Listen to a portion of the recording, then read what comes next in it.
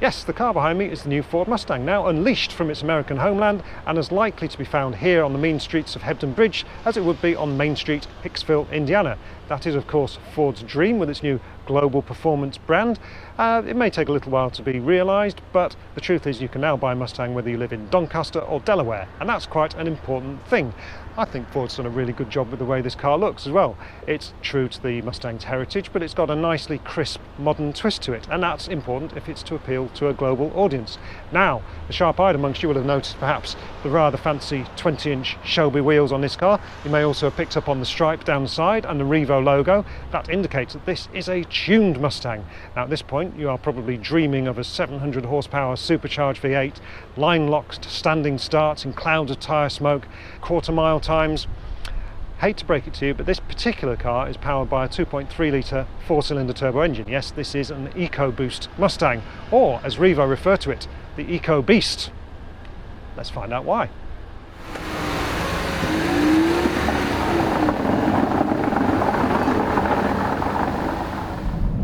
So now we are in Revo's Ecobeast Mustang. What can I tell you about the way it drives? Well, before we get to that, you will notice that I'm sitting on the left-hand side, as you would have had to do were you buying any sort of Mustang previous to now. Of course, this new generation Mustang is available in right-hand drive, and that will open up the whole muscle car thing to a brand new range of customers that would have never considered one before. This particular car is Revo's development car. They shipped it over from America about a year ago to start working on their tuning packages. So for now, I will have to experience it from the place you would have sat in any Mustang previous to now.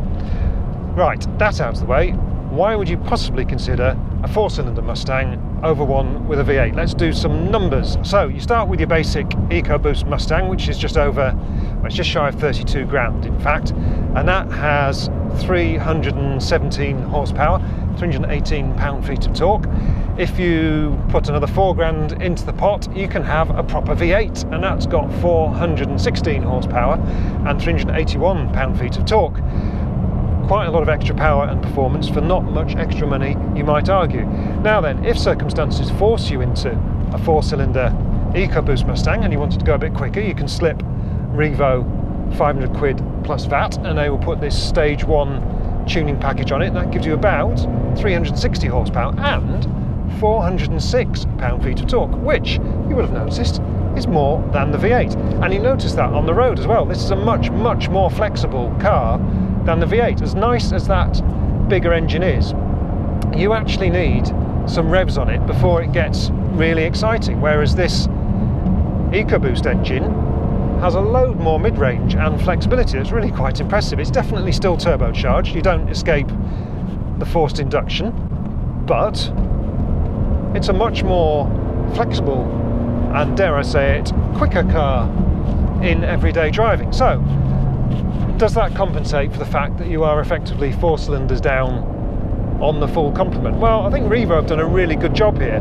If you've heard the name before, you'll know that they have a wide range of experience tuning up Volkswagen, Audi, Seat, Skodas, all that kind of thing. And they are a very serious operation with a global sales network.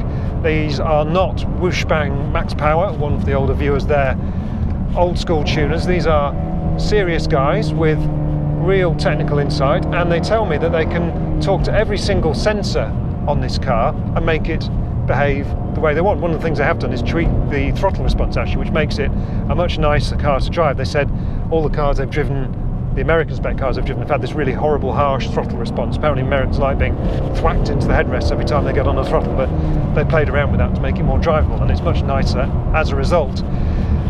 Elephant in the room. Does it excite you as much as a V8? Well, a little demonstration.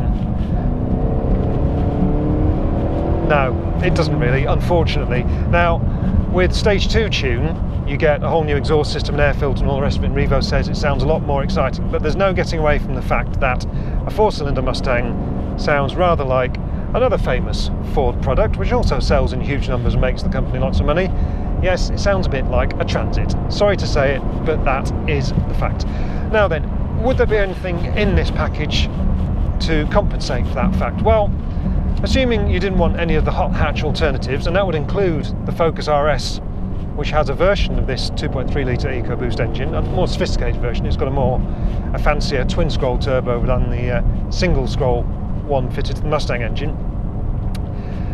Yes, there are plenty of other things, more grown-up coupes, perhaps Audi A5s, BMW 4 Series, Mercedes C-Class perhaps, but all of those cars would be quite low spec, 4-cylinder, maybe diesel, probably diesel, and let's face it, not as exciting to look at or be in as a Mustang. And yes, the interior is a little bit low rent compared with those German cars. Road tester cliche alert, you can tick that one off your scorecard.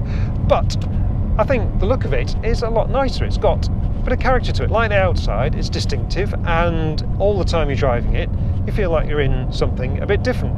I have to say, the visibility is not great. You've got these really narrow windows, but as you look out over the bonnet, you've got these fantastic strakes down it. It's very characterful. You really feel like you're in something different. The handling balance is a lot more raw than you would get out of those German cars as well. It's 4 cylinders or not. It's definitely a muscle car. It's definitely rear-wheel drive. It's got a standard limited slip differential for starters, and it's not shy about using it. Revo have also tightened up the handling a bit. They've put some IBAC anti-roll bars and some IBAC lowering springs on it. This one's got some fancy AP brakes as well, which just all add a little bit more to the driving experience. It's not shy on UK roads, I have to say. It's a pretty lumpy car, and also the size of it is something you never escape. Obviously, I'm maybe a little bit more conscious of that because I'm on the left and not the right, but I have driven right-hand drive Mustangs, and I have to say, you never escape the fact that this is a very, very big car to drive on UK roads, and an ideal demonstration there, threading through this tiny Yorkshire village between all sorts of obstacles. So yes, it feels like a big car, but it definitely has enough muscle car in it, I think, to keep you entertained. And we have to keep coming back to the whole V8 thing. You can't escape that. And hand on heart, if I were buying a Mustang, I think I would go for a V8. I just have to. I would have to. But I think when you start looking at boring numbers like CO2 and MPG and things like that, this car, with or without the Revo package, has 179 grams per kilometre CO2, and it will do mid-30s MPG officially. A V8 is 299 grams per kilometre and low 20s. I have to say, the actual MPG I've been recording earlier on is rather close to the V8 than the official numbers of the Ecoboost, but as far as the taxman is concerned, they are completely different cars. And quite honestly, for a significant number of people who are perhaps considering a Mustang for the first time, the Ecoboost might well be the difference between having a Mustang and not having a Mustang. So the fact that Revo is already there and offering a way to make it more exciting, and if you care about the numbers, a little bit quicker perhaps than a V8, certainly more flexible on the road, I think is really cool. And I think the package is really impressive. I love the look of it. I love being in it. Other people love it. It really stands out. So yes, this could be the acceptable face of the 4-cylinder Mustang. Hand on heart, can I say you should buy one? Yes, with one caveat. Just don't drive the V8 first.